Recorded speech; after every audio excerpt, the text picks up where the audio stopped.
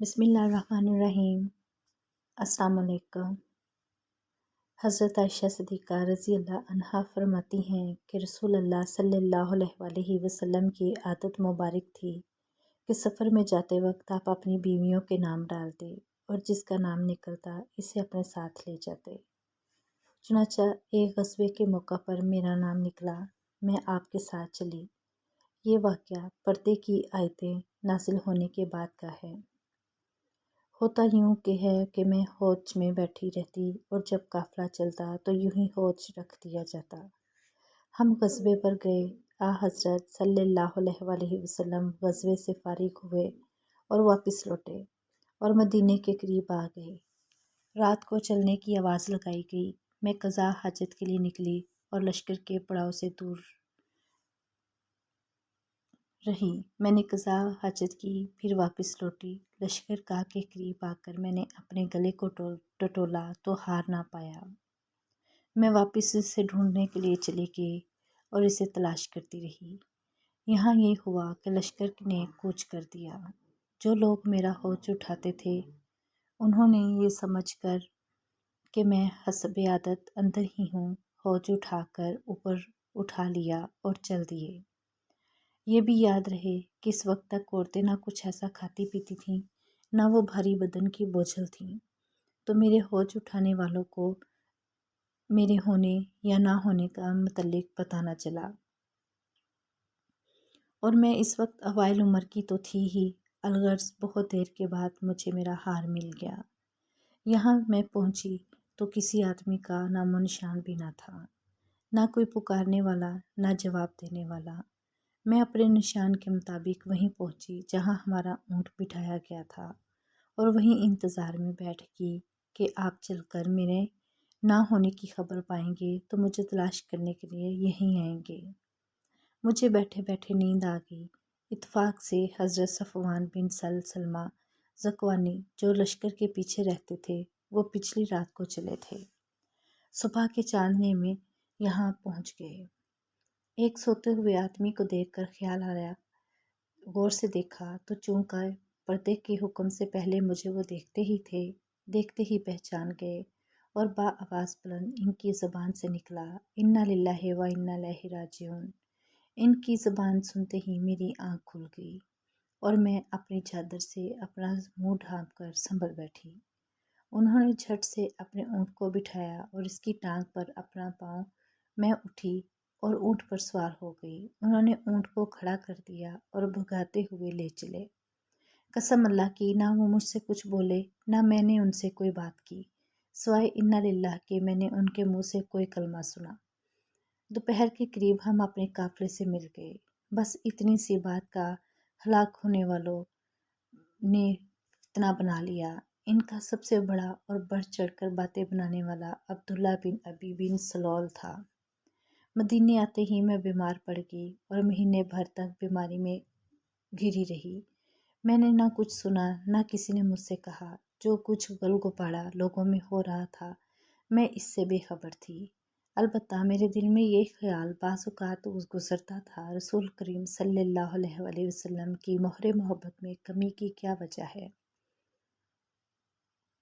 بیماری میں عام طور پر جو شفقت رسول اللہ صلی اللہ علیہ وسلم کو میرے ساتھ ہوتی تھی، اس بیماری وہ بات نہ پائی تھی۔ اسی لیے مجھے رنج تو بہت تھا مگر کوئی وجہ معلوم نہ تھی۔ بس حضرت صلی اللہ علیہ وسلم تشریف لاتے، سلام کرتے اور دریافت فرماتے حد کیسی ہے اور کوئی بات نہ کرتے۔ اس سے مجھے بڑا صدمہ ہوتا مگر بہتان بازوں کی تہمت سے میں بالکل غافل تھی۔ اب سنیے، اس وقت تک گھروں میں لیٹرین کا انتظام نہ تھا اور عرب کی قدیم عادت کے مطابق ہم لوگ میدان میں قضاء حاجت کے لیے جایا کرتے تھے۔ عورتیں عموماً رات کو جایا کرتی تھیں۔ گھروں میں لیٹرین بنانے پر عام طور پر نفرت کی جاتی تھی۔ حسب عادت میں مستہ بنت ابی رحم ابن عبد المطلب بن عبد مناف کے ساتھ قضاء حاجت کے لیے اس وقت میں بہت ہی کمزور تھی۔ یہ مستہ میرے والد کی خالہ تھیں۔ ان کی والدہ صخر بن عامر کی لڑکی تھیں۔ ان کے لڑکے کا نام مستہ بن اساسہ بن عباد بن المطلب تھا۔ جب ہم واپس آنے لگے تو حضرت مستہ کا پاؤں چادر کے دامن میں الجھا اور بے ساختہ ان کے منہ سے نکل گیا کہ طاقت مستہ۔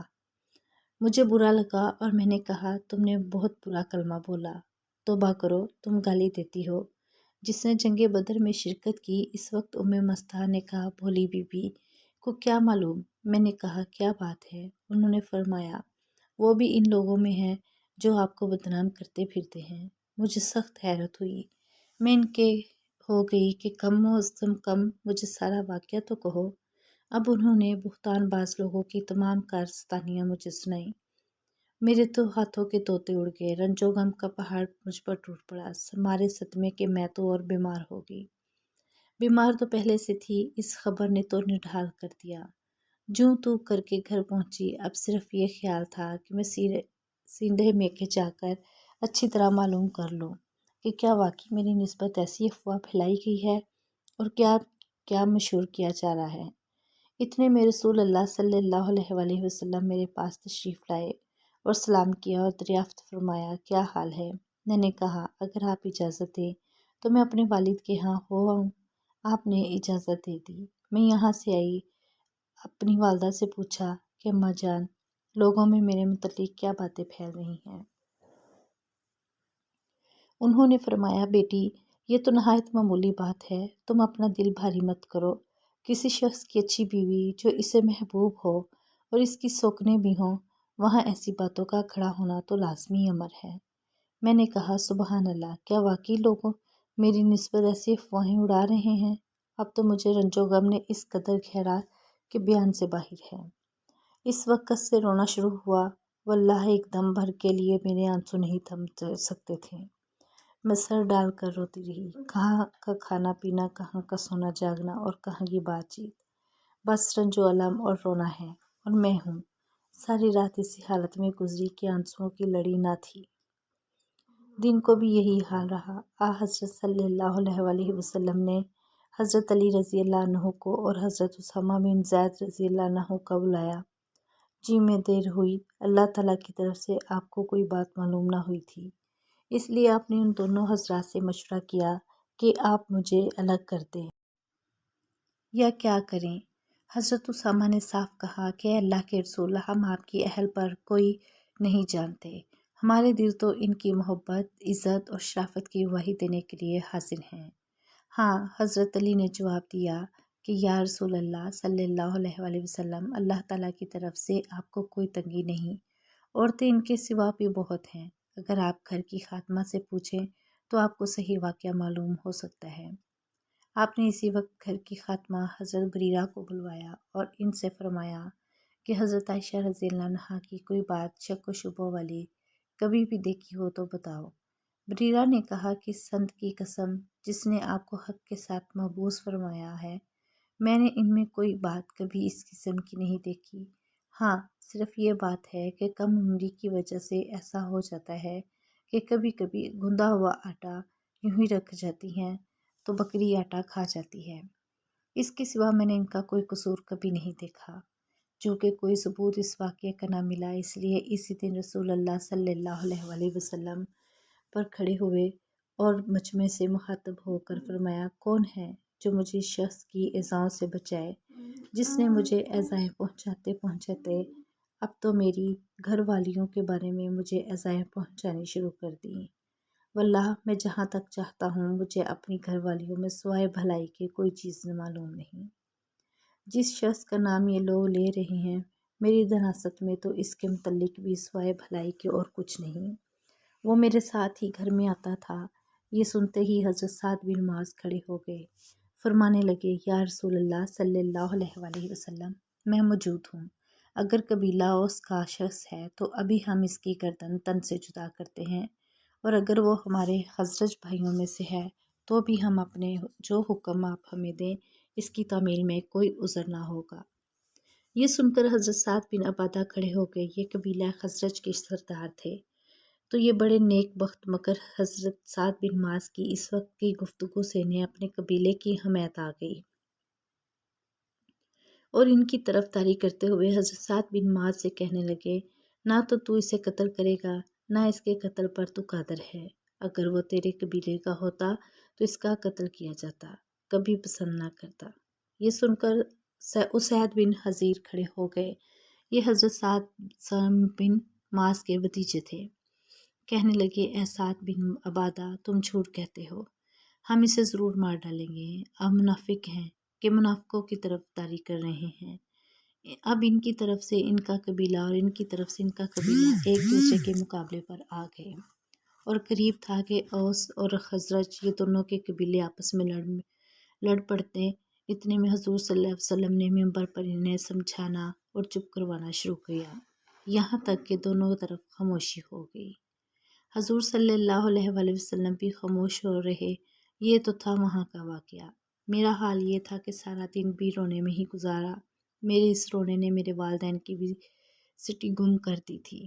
وہ سمجھ بیٹھے تھے کہ میرا یہ رونا میرا کلیجہ پھاڑ دے گا۔ دونوں حیرت زدہ مغموم بیٹھے ہوئے تھے، اور مجھے تو رونے کے سوا اور کوئی عام سی نہ تھا۔ انصار کی ایک عورت آئی اور وہ بھی میرے ساتھ رونے لگی۔ ہم یوں ہی بیٹھے ہوئے تھے جو اچانک رسول اللہ صلی اللہ علیہ وآلہ وسلم تشریف لائے اور سلام کر کے میرے پاس بیٹھ گئے۔ قسم اللہ کی، جب سے یہ بہتان بازی شروع ہوئی تھی آج تک رسول اللہ صلی اللہ علیہ وآلہ وسلم میرے پاس کبھی نہیں بیٹھے تھے۔ یہ نہیں رہ گیا تھا کہ حضور صلی اللہ علیہ وسلم کی یہی حالت تھی، کوئی وحی نہیں آئی تھی کہ فیصلہ ہو سکے۔ آپ نے بیٹھتے ہی اول تو تشہد پڑھا، پھر اما بعد پڑھ کر، حضرت عائشہ، تیری نسبت مجھے یہ خبر پہنچی ہے، اگر تو واقعی پاک دامن ہے تو اللہ تعالیٰ سے استغفار کر اور توبہ کر۔ بندہ جب گناہ کر کے اپنے اقرار قبول کرتا ہے، اللہ کی طرف جھکتا ہے اور اس سے معافی طلب کرتا ہے تو اللہ تعالیٰ اسے بخش دیتا ہے۔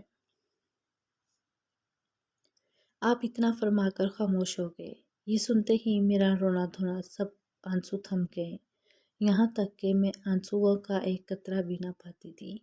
میں نے اول تو اپنے والد سے درخواست کی کہ میری طرف سے رسول کریم صلی اللہ علیہ وآلہ وسلم آپ ہی جواب دیں، لیکن انہوں نے کہا، واللہ میری سمجھ میں نہیں آتا کہ میں حضور صلی اللہ علیہ وآلہ وسلم کو کیا جواب دوں۔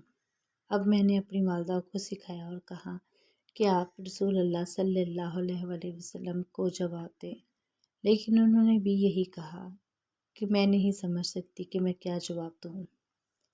آخر میں نے خود دینا شروع کیا کہ میری عمر کچھ ایسی بڑی تو نہ تھی اور نہ مجھے زیادہ قرآن حفظ تھا۔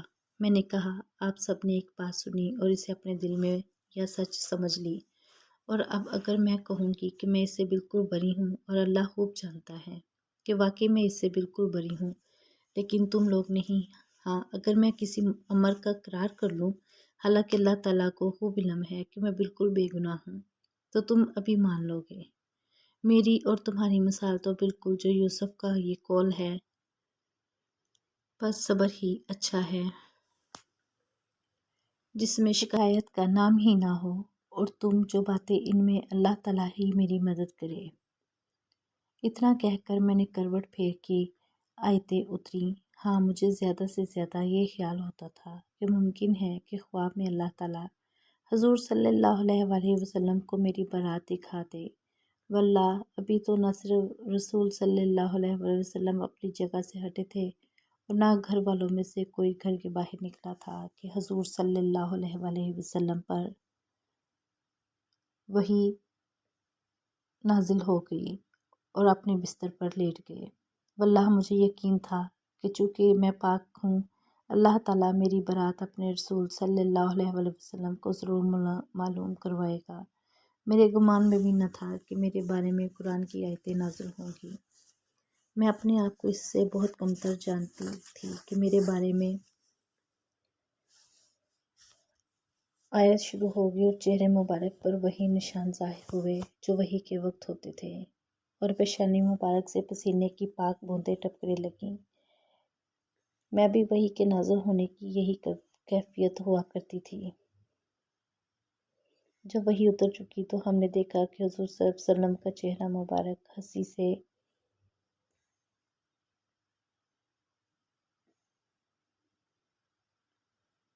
فرما رہا ہے۔ سب سے پہلے آپ نے میری طرف دیکھ کر فرمایا کہ عائشہ، خوش ہو جاؤ، اللہ تعالیٰ نے تمہاری برات نازل فرما دی۔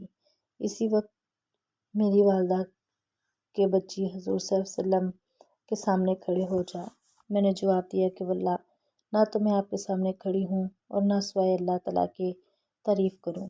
اس نے میری برات اور پاکیزگی نازل فرمائی ہے، اس لیے میں تو اسی کی تعریف کروں گی اور اسی کا شکریہ ادا کروں گی۔